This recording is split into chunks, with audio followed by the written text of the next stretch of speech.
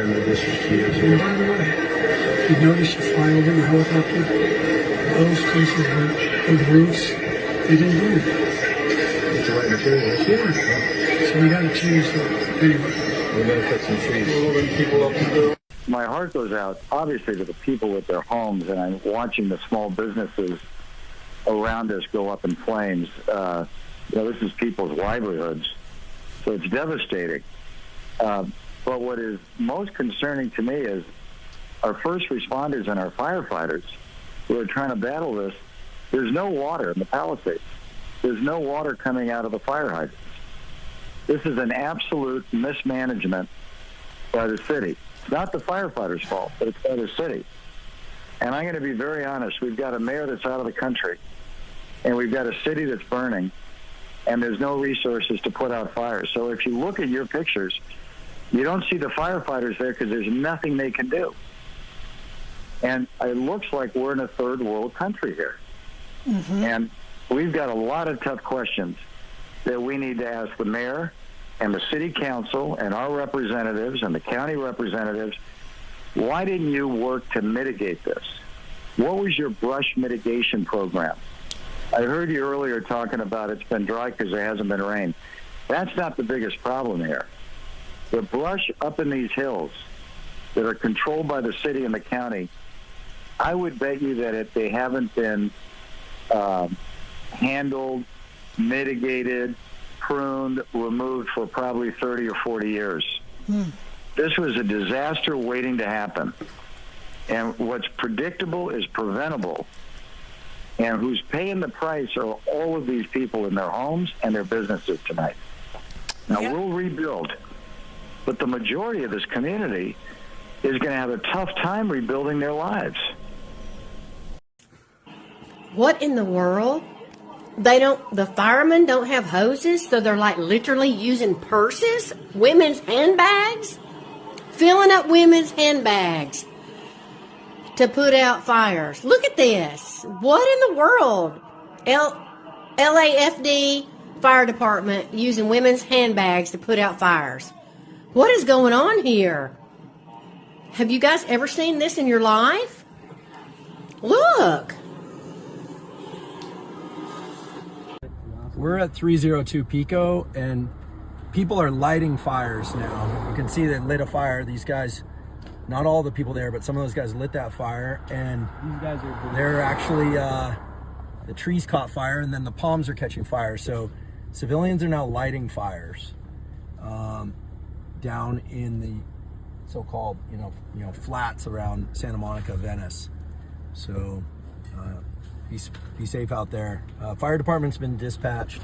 We don't have enough water to put this thing out, but we're supposedly on the way.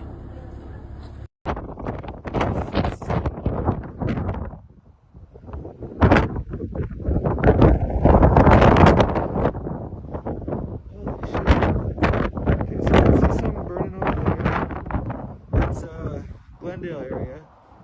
It's white. Oh shit! It's like, there's a new fire here.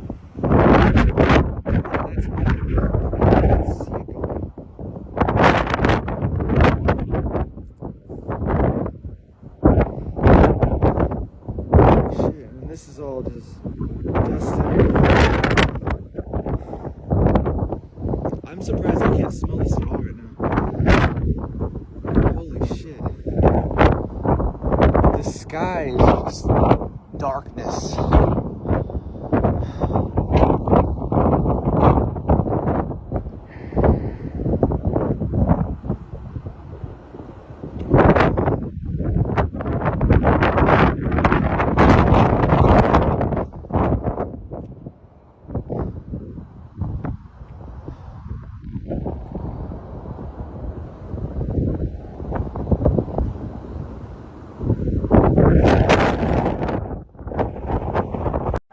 Hi everyone. By now you've probably already heard about the LA fire. What I want to show you is some things I found this morning that you may not have heard of. First, I want to remind you that for some time, Los Angeles has been part of the C40 Cities Initiative. This is the smart city plan for the entire world.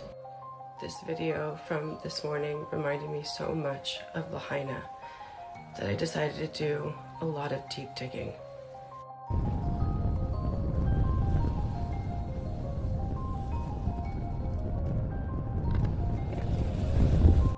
So I wasn't at all surprised when I found this.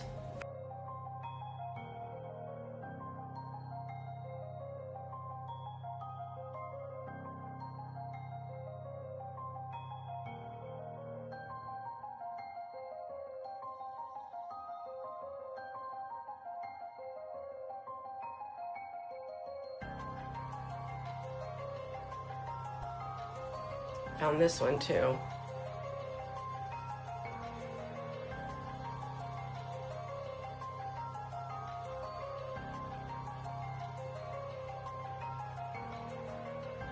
Pacific Palisades is supposed to have a board meeting in February regarding some new legislation.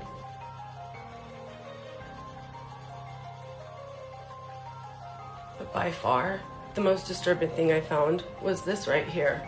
Smart LA 2028.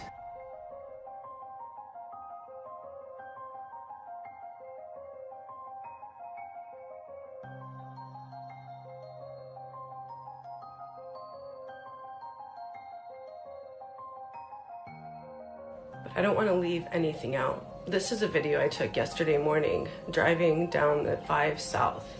Take a good look at this cloud. No bioengineering, of course, although they spray constantly, every single day. It's just a very strange looking cloud. Looks like a circle.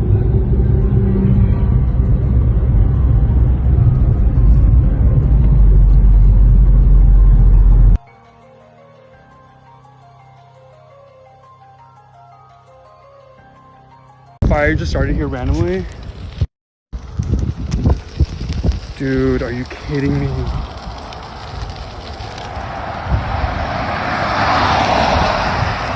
Hell no. I mean, all the firefighters are right over there. I don't know what to do. I mean, they see it. Yay, they finally came. Oh. I mean, they're probably getting like something or whatever, I don't know.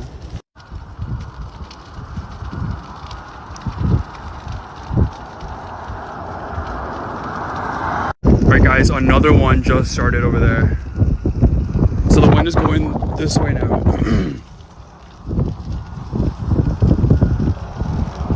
And now there's like 2 more little like things right there growing and stuff. Oh my god, and there's houses right there. There's a house right there.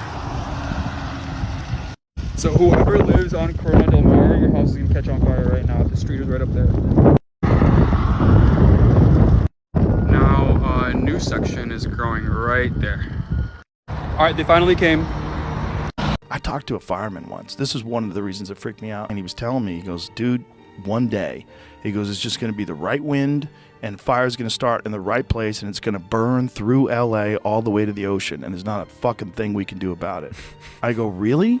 He goes, yeah, we just get lucky. He goes, we get lucky with the wind. He goes, but if the wind hits the wrong way, it's just going to burn straight through LA, and there's not going to be a thing we can do about it. Because these fires are so big, dude.